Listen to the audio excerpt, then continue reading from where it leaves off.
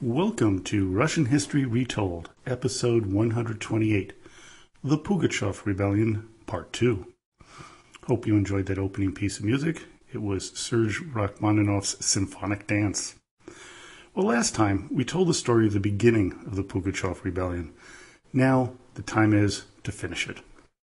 Starting in January 1774, General Bibikov went after Pugachev's army by relieving city after city that was under siege. While the insurgents were for the most part armed and dangerous, the Russian troops were very well armed and this is the important part, very disciplined. Major Dmitry Gagarin ended the siege of Kungar, which should have fallen had it not been for the exceptional commandant of the garrison, one Major Alexander Popov. Next for Gagarin was the city of Ekaterinburg and their leader Beloborodov. In sometimes hand-to-hand fighting, factory after factory was emptied of rebels. Next up was Gryaznov, who led the insurgents in the town of Chelyabinsk. The town of Ufa was liberated by second-in-command Lieutenant Colonel Ivan Mikhelson. He defeated a joint Bashkir and Russian rebel force led by Zarubin. The fighting was especially fierce, with the Bashkirs refusing to be taken alive. But Nicholson was noted for his bravery and military tactics from his days in the 7 Years' War. Hundreds of the insurgents lay dead in the snow, with Michelson's men supposedly only having 23 dead and 32 wounded. Now the target was Pugachev himself and his army at Orenburg. He was to be met with a force led by 3 generals, Golitsyn, Mansurov, and Freeman. The rebels numbered over 9,000, which was far more than were with the Russian army. The difference was discipline, tactics, and of course, superior arms. Pugachev ordered a wall of ice to be erected between him and the Russian army. They piled snow into walls, then ordered them to have water poured over them, which, in the sub-zero temperatures, froze solid. On March 22nd, the Russians destroyed the walls with ease by blasting it with artillery. The infantry charged in from 3 sides, and the slaughter began. Over 2,000 rebels lay dead, with the government suffering only about 650 casualties. Pugachev retreated to his headquarters in Burda, but he faced a nervous group of allies. He knew that it was only a matter of time before he would be betrayed. Racing away from Burda, heading to Samarsk, where Golitsyn surrounded him and his allies. Ovchinnikov and Pugachev escaped again. Ovchinnikov, though, headed to the last stronghold of Yaitsk, but was captured by General Mansurov on April 15th, too tired to resist. General Bibikov, though, was unable to see his victory over the rebels as he died suddenly on April 9th. But before we think things were over, we must find out where Pugachev is. A new general was sent by Catherine to take control, Fyodor Shcherbetov. Unfortunately for the Russians, Shcherbetov was a quarrelsome man, constantly arguing with his underlings, many of whom were highly capable military minds. By May, Pugachev and Ovchinnikov had regrouped and were on the move with 8,000 new recruits. This time, he had learned his lesson and avoided direct confrontation with the Russian army. Twice he was able to avoid capture in May when his men were found and attacked. But over and over he kept getting away and recruiting more men, especially from the Bashkirs and the factory workers. And why not? Their lives were horrible, and death was an acceptable alternative to what they had to go through. The government sent emissaries to the Bashkir elders to offer subsidies if they stopped their people from joining the rebels. When that didn't seem to work, they tried threats. One of Shcherbetov officers told the tribesmen, quote, "I will execute you, hang you by your legs and ribs, burn your homes, your property, your grain and hay, and destroy your cattle. Do you hear me? If you do, then take care, for I am not in the habit of lying or joking." During the spring of 1774, the Bashkirs began to savagely attack factory after factory and village after village, killing everyone who opposed them. The slaughter was furious and contagious. Many of the workers in the factories fled back to their ancestral homes. Production at the factories plunged, only recovering 10 years later. More than half of the workers left. But by now, though, the people had had enough and started to refuse to join in. They felt that the Bashkirs were ruining their lives and taking away their livelihood. Still, the rebels continued on, and this time Pugachev decided to let loose all hell. He ordered all factories to be destroyed to stop the government from using them to rearm the army. But there was another reason for this tactic. They decided to abandon the Urals and head for Moscow. As Sir Robert Gunning wrote, quote, "This rebel spreads terror and devastation wherever he turns, and according to the last accounts seems inclined to correct his first error and march toward Kazan and Moscow, that is to say, into the heart of the empire, where it is much feared that he will find a great number of discontented individuals." Pugachev told his comrades that he would head toward Kazan, then, quote, "after taking it, go to Moscow and then Petersburg and conquer the entire state." Emilien sent men ahead of his army to spread rumors and to promise the peasants freedom, suspension of taxes, freedom from compulsory military service, and much more. As his army passed through, many of the peasants joined up. Others couldn't wait and sent emissaries begging Pugachev to hurry to their town. Catherine became nervous and ordered the governors in the area to ease up on the peasants and not to provoke them. Her lover, Grigory Potemkin, thought otherwise. He thought Pugachev's promise of no taxes and no recruitment was absurd. As Potemkin put it, quote, "Who will guard the borders of our state when there are no soldiers? And there will be no soldiers without recruiting. How will the soldiers be maintained without the soul tax? Where would the Turks have got to by now if Russia had no troops?" These are great questions, but the peasants, they didn't really care. As for Pugachev's killing of all the administrators and officials, Potemkin said, quote, "Try to imagine who would administer the towns and villages if we had no officials. Who would judge in court, restrain wickedness and injustice, and ward off the oppressor if there were no legal authorities? And who would command the armed forces if there were no distinctions of rank? How patently absurd are the malicious delusions of Emelka Pugachev." By June 21st, 1774, the town of Osa was under attack. After fierce fighting, the town capitulated, begging for mercy. Pugachev had the town burnt to the ground anyway for putting up a fight. Now Kazan was in the crosshairs of the rebel army. The suddenness of his appearance and the news of the fall of Osa had taken the defenders by surprise. The leader of the garrison was General Pavel Potemkin, a cousin of Catherine's favorite. Immediately seeing that the outer walls would collapse quickly, the soldiers and any citizen who could make it went into the inner citadel, which was much easier to defend. Pugachev's men began to loot, pillage, and burn the town, as well as rape and murder anyone who was clean-shaven or looked German or non-Russian. Emilien had his men continually fire upon the citadel, scaring the defenders to the point of some wanting to surrender. Potemkin would have nothing of it, and hung 2 men who wanted to give up. Finally, he decided on a bold move: attack the rebels with a ferocious charge. Even though they were terribly outnumbered, the plan worked. 800 rebels lay dead, with another 800 taken prisoner. 3 more times Pugachev tried to assault the citadel, but failed. The last attempt cost him 3,000 of his men and all of his artillery. He was forced to flee the town. Kazan had been saved. General Michelson arrived and began to pursue the insurgents. Beloborodov was captured, but Pugachev made it out once again. Moscow was in panic as they believed that he might make it to their town and create the same havoc he did in Kazan. Pugachev headed towards the Volga, towards the heart of Muscovy. As the noted author Pushkin remarked, quote, "Pugachev was fleeing, but his flight seemed like an invasion."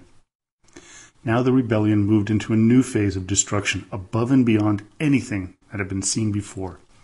It was July, and the peasants had had enough of the treatment they had been receiving from their masters. By this time, Catherine had released the gentry from compulsory service, which brought the landowners back to their estates, where they had total control over their slaves. Also, The government had completely given up any rights to punish the slaveholder if they abused their property. The treatment of the serfs got progressively worse until their breaking point. The trade in serfs was at its highest level in Russian history during Catherine's reign. This is also why so many fled their masters to go anywhere where they would have any semblance of freedom, no matter how harsh the environment. The dagger in the heart of their souls came in August of 1767, when, get this, the Empress banned any serf from even complaining about their treatment on penalty of beating with the knout or banishment to a hard labor camp in Siberia. She also had their taxes increased, and when the price of grain increased, their portion of the harvest was further reduced. This should lay the basis for what was to happen next. The country lit on fire. From the Volga to Nizhny Novgorod to Tsaritsyn, from Simbirsk to Tambov, people began to revolt independent of Pugachev. His name, though, was the spark that lit the fire.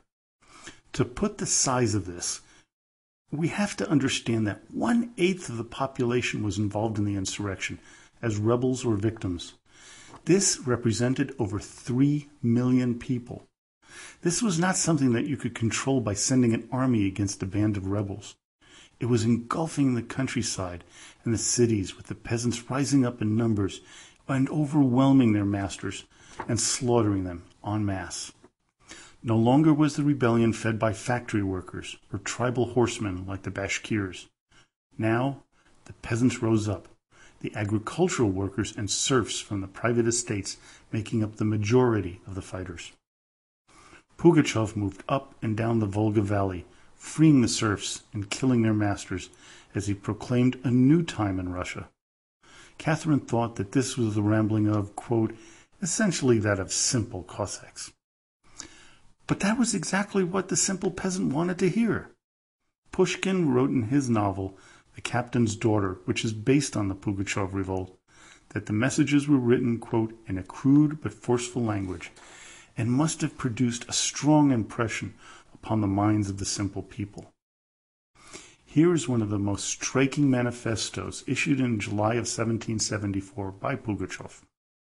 Quote, by this decree, with sovereign and paternal mercy, we grant to all hitherto in serfdom and subjection to the landowners the right to be faithful subjects of the crown, and we award them the villages, the old cross and prayers, heads and beards, liberty and freedom, always to be Cossacks, without recruiting levies, soul tax, or other money taxes, with possession of the land, the woods, the hay meadows, the fishing grounds, the salt lakes, without payment or rent, and we free all those peasants and other folk hitherto oppressed by the malefactor gentry and the bribe takers and judges in the towns from the dues and burdens placed upon them. We wish you the salvation of your souls and a peaceful life here on earth, for we too have tasted and suffered from the malefactor gentry much wandering and hardship. Those who hitherto were gentry in the lands and estates, those opponents of our rule and disturbers of the empire and ruiners of the peasants, seize them, punish them, hand them, treat them in the same way as they have, having no Christian feeling, oppressed you, the peasants. With the extermination of these enemies, the malefactor gentry, everyone will be able to enjoy a quiet and peaceful life, which will continue evermore. As you can imagine, this excited the average peasant. Writing to General Shcherbetov, Gavril Dzhivin, wrote that the peasants, quote, eagerly awaited Peter Fyodorovich, on whom they have set all their hopes. Even Frederick the Great was watching events with keen interest as he commented, quote, the rural population went in crowds to meet Pugachev and greeted him as their savior. General Golitsyn was quoted as saying, in their blind ignorance, the common people everywhere greet this infernal monster with exclamations of joy. Maybe not surprisingly, one of the most important groups to support Pugachev were the parish priests and monks. Whenever he came to their town, they would meet him with their icons and crosses, bless him, and pray for him, and conduct services in his honor. But not all of them were on his side, as was evidenced by the fact that over 200 priests and their wives were murdered, usually by Cossacks or Bashkirs. Time after time, whole villages would rise up, slaughter their handlers, masters, and their families in an orgy of violence, paying them back for generations of abuse. Homesteaders who were converted into state serfs by order of Peter the Great revolted despite being better off than the majority of serfs, as they were allowed to actually own some land. What held all of these diverse peoples together was one thing: the hatred of the nobility and the social order of the day. One captured rebel, under interrogation, said, quote, "Who Pugachev was did not trouble us, nor did we even care to know. We rose in order to come out on top and take the place of those who tormented us. We wanted to be masters and to choose our own faith. But we lost. What's to be done? Their luck was our misfortune. Had we won, we would have had our czar and occupied whatever rank and station we desired." Oh, did I just give away the ending? Surely you didn't think Pugachev won, did you? Yes, he had millions of people up in arms and the rebellion was spreading like wildfire. But no, this was not going to turn out well for Mr. Pugachev, his band of rebels, and of course, the lowly peasant. Still, for a 5-week period, we have hundreds of bands of marauders running amok along the countryside, murdering their hated overlords. A number of historians claim that this was Pugachevshchina without Pugachev. A major reason this part of the rebellion was to prove unsuccessful was that there was no effort to consolidate the movement or to work together to topple the government. Would that have made it succeed? Doubtful, as any time they got together in big enough bands, the government forces could target them and destroy them with ease. Still, the havoc raised was immeasurable. Thousands of gentry, clergy, officers, and officials were murdered. Some say it was around 2,700, but it was likely far more, well over 3,000. Over 10,000 rebels were killed, with the same number captured, and then most of them executed. The majority of the landowners who were killed were not the hated big estate holders. No, mostly the small landowners who were less than 50 serfs. Of those killed, only 3 had more than 100. Those who had a large number of serfs were also very well armed. Many actually had artillery and small armies to defend them. The reason for this was that they knew that the peasants hated them, and they took all sorts of precautions to protect themselves. Many of the wealthy also fled before the rebels could reach them. When attacked, they didn't just look for money or the owners. They wanted to destroy all the records, title deeds, tax rolls, and every item they can get their hands on. Dishes, furniture, books, and statuary were demolished, burned, and shredded. Interestingly enough, there are many stories of serfs who protected their masters from the rebellion. One was Alexander Radishev, who was a very gentle and kind man to his serfs, and he was spared. Others, despite being well-liked, were not spared. Michelson wrote to General Panin, quote, "I cannot adequately express to your excellency how much hatred lies rooted in the hearts of these people. All the barbarities in these villages against the gentry and other worthy men have been committed with the aid of the peasants, who try by every means to catch the masters and bailiffs hiding in the forests and to convey them to Pugachev to be held and hung." Stories of families fleeing to the woods were common. One such family, the Metvagos, sent a loyal serf back into the town to get some provisions, but were met by a posse instead of their returning serf, determined to retrieve them and slaughter them all.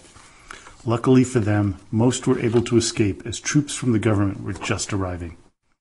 Unfortunately, the father was not so fortunate, as he was later to be found hanged in the forest. As he headed south, Pugachev was greeted by the cheering crowds, opening the gates of the city to be the ever-growing army. By the time he reached the town of Saratov, his own personal detachment went from 800 to 4,000. The fear now was that the rebellion would spread to the rest of Russia, which could spell the end of Catherine and the entire gentry's class. Catherine ordered everyone to be on hyper-vigilance. She ordered roadblocks around every district that was not in revolt. Also, orders for 70,000 rifles were made to make sure that they had enough for any subsequent rebellion that was to come about. Pugachev had now taken the cities of Penza and Saratov, but the end of his orgy of violence was coming. He was somehow forced to acknowledge his first wife, which became a chink in his armor of invincibility. From here, after having a 3-day feast in celebration of all his successes, he headed toward Tsaritsyn. This was to be the beginning of the end. Heading into the Don, Pugachev hoped to gain support of the same people who supported the rebellions of Bulavin, Bolotnikov, and Razin. Unfortunately, this was not to be, as the Don Cossacks had suffered enough retribution because of their participation in the previous results.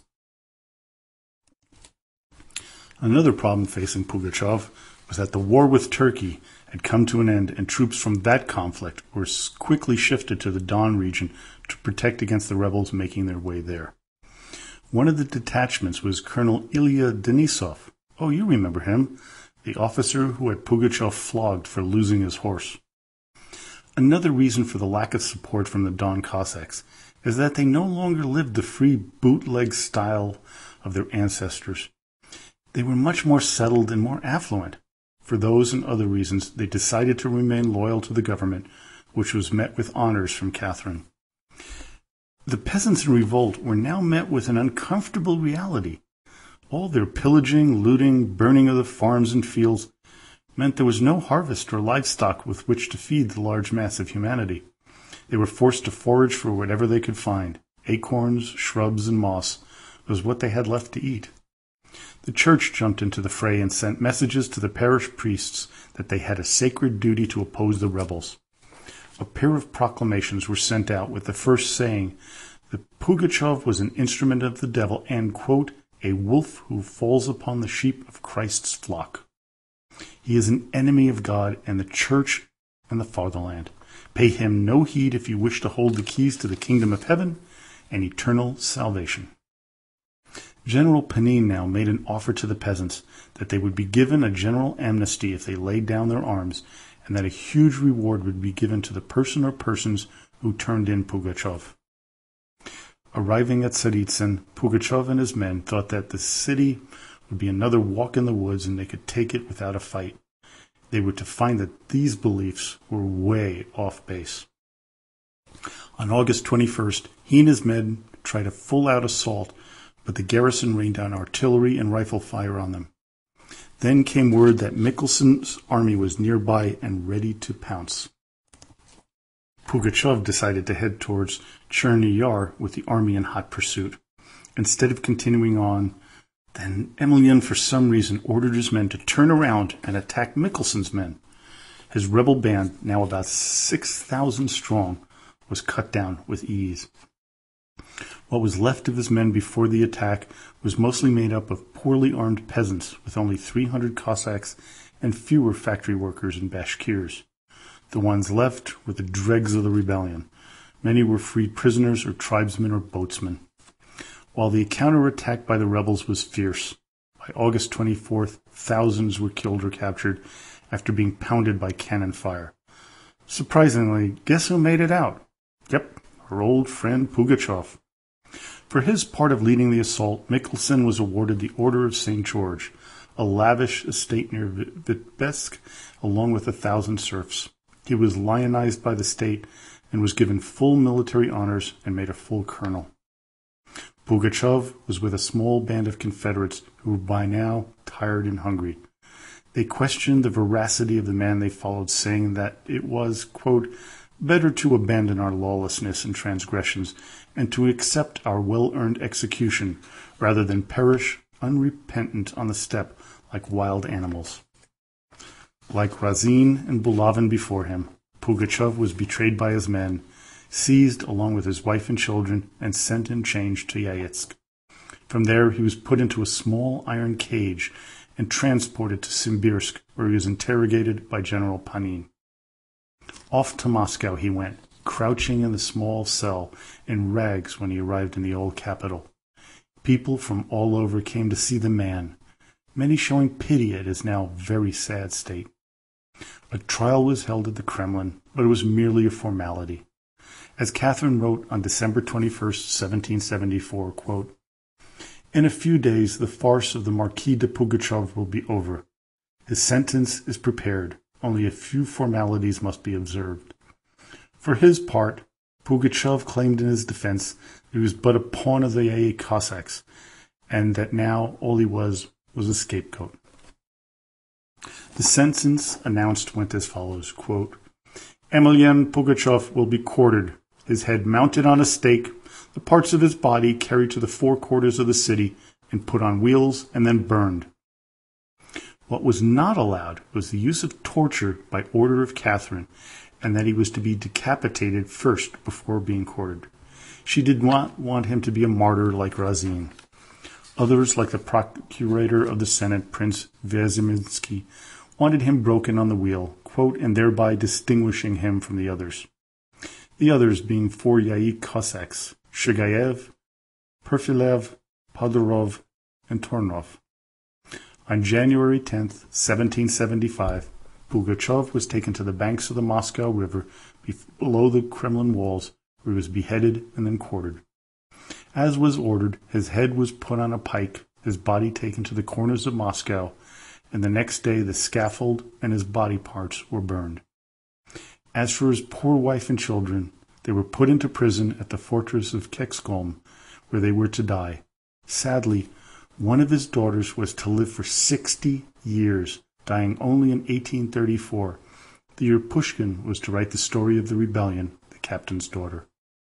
The other accomplices, Zarubin and Beloborodov, were executed, while the others, like Myasnikov and Korzhnikov, were exiled to hard labor in Siberia. The 9 Cossacks who betrayed Pugachev were pardoned. Catherine ordered that the Yaik River be named the Ural. The Yaik Cossacks were now to be known as the Ural Cossacks, and the capital of the region to be renamed Uralsk. Samovayskaya Stanitsa, the birthplace of Pugachev and Razin, was to be moved and renamed Potemkinskaya. While there were still traces of the rebellion around the country, for the most part it was finally over. Despite an edict being handed down by Catherine that all talk of it was to be consigned to, quote, eternal oblivion and profound silence, his name was to carry on. Her son Paul, for instance, in his 3-year reign, had to deal with nearly 300 disturbances in 32 provinces, many using the name of Pugachev as the spark.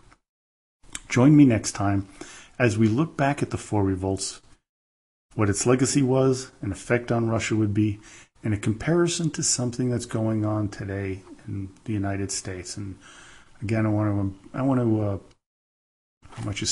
apologize for some of the things I'll be saying in the next one. It's going to be a very controversial podcast, and hope you enjoy it, and don't get offended by some of the things that I say. Anyways, I hope you enjoyed this. Reminder, I'm still blogging on my site at RussianRulersHistory.com. And I'd love you to visit it when you can and sign up for the updates, or maybe make a small donation or a large one to keep the podcast going. Also, if you have a moment, don't forget to rate the podcast on iTunes to help boost its ranking and get more listeners. You can also always join us on Facebook as well, where you can ask a question, leave a message, or make a suggestion. So as always, до свидания и спасибо большое.